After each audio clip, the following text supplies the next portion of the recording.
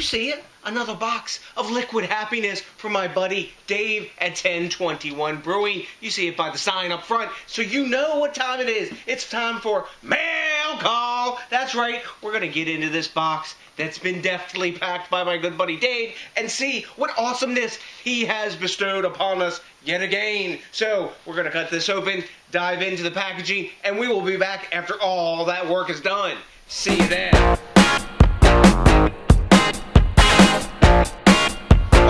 I'm back, and Dave did, as always, a hella freaking good job of packing this beer. Not a bit of damage, not a touch. And as you saw in the picture before, it was a double boxer. We had the brown box on the outside and the white box on the inside, so it protected the beer in its cocoon of corrugated and foamy padding happiness. Anyways, enough about packaging. So, what beer did Dave send us? Because you know you want to see what's in that box. Hell yes, I'm freaking pumped about this, because there's a big old batch of beers that I've never had before, and that's like why we do beer trades. Number one, the reason we do this is because we hook a brother up or a sister up or whatever with some beer they haven't had, like Dave's doing for me. Thanks a million to you, my brother, for sending me this beer mail, especially with all those busy things going on in life these days. It is awesome that you took time out of your busy schedule to hook me up, the beer geek down here in the dungeon. Anyway, so what's the first beer up that Dave was so generous to send us? It's a beer I feel I've already had because I had a clone version of it from Dave as well. That's right.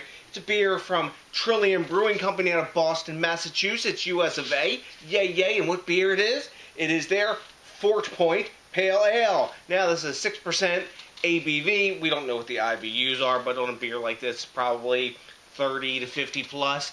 And it's an American Pale Ale. So this beer features Citra hops as its, like mainstay sort of hop in it, and it's considered an awesome beer that people seek out.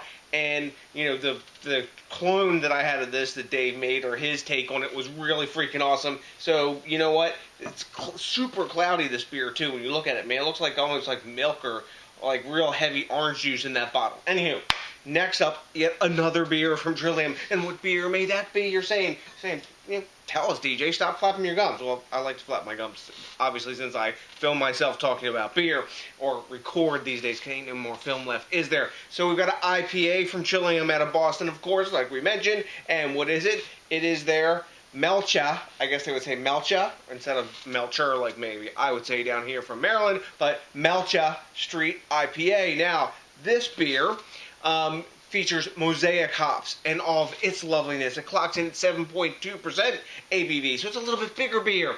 All these beers, from the reading that I've done up on them in my study, they're all using like the same exact malt base too, pretty much, give or take, additive here or there, but very, very close. And they're sort of that like stripped down sort of malt base like you get out of the New England area. Super hazy, delicious hop showcase goodness. Anyways, yes, speaking of which, we have more hop showcase goodness from Trillium out of Boston. That's right. And what beer is this? This is their Congress Street IPA. Now, this one is also 7.2% ABV.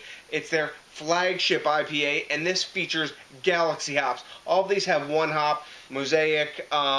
This one was Citra, Mosaic, Galaxy, and Columbus hops in there. I would imagine for the dankness, because, Columbus is a freaking dank tank. So, moving right along, we have more beer from Massachusetts. So, what beer is the next up? We have one from one of my favorite breweries in Massachusetts. That's right. You see the German-style 16-ounce pounder bottle here out of Jack's Abbey Brewery, which is in Framingham, Massachusetts, US of A. Yay, yay. And what beer do we have from them? This is their barrel-aged, bourbon barrel-aged, that is, since they've got all these variants coming out now.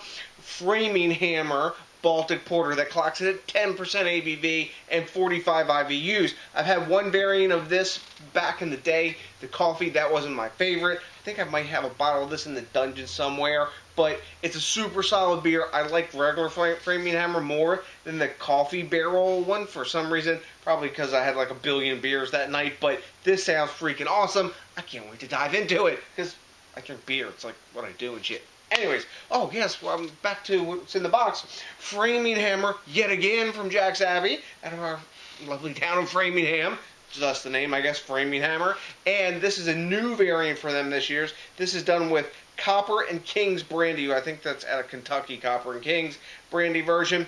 And this is the brandy barrel aged framing hammer. Also 10% ABV and 45 IBUs. On the website, excuse me, it says these beers are 55 IBUs, but if they put it on the label, I suspect it's probably 45 IBUs.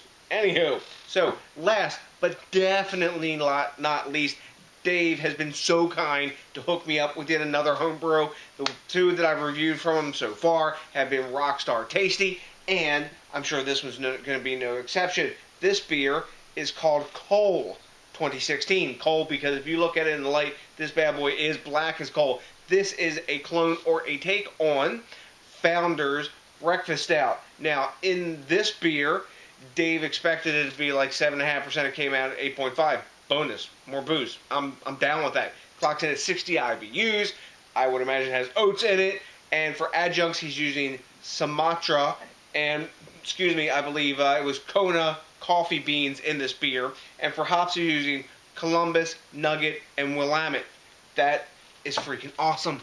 So you can see Dave has been super generous to DJ down here in the dungeon. Thanks a million, Dave. You rock, brother. I got some beers collected up for you that are going to be going out, and I hope those make you smile as much as these will make me smile. I may even share some of this with the stunt drinker, maybe, if he behaves himself. And if UBT comes to the dungeon, he definitely loves reviewing your homebrew with me, so maybe we'll share that with him too, or I'll just be a greedy fuck and drink it all myself. Nah, I won't. I share. You know what's up. Anyway, so to the next DJs BrewTube, thanks a million to each and every one of you for watching. Please remember to rate, comment, subscribe, smash that like button, think globally, drink locally. I'm thinking all kinds of local for Dave here, man. Plus, he sent me homebrew, so I'm going to be going local too. So that's just fucking awesome. Support the craft beer movement, blah, blah, blah, yaddy, yaddy. You know all that shit. Thanks a million, Dave. You rock, brother. Until the next DJs BrewTube, I've got nothing but a bunch of kind of stimulating my hoarder gene drinking love for you, and you know what's coming up. That's right, a big ass. You're ready for it now? Okay, a big peace out.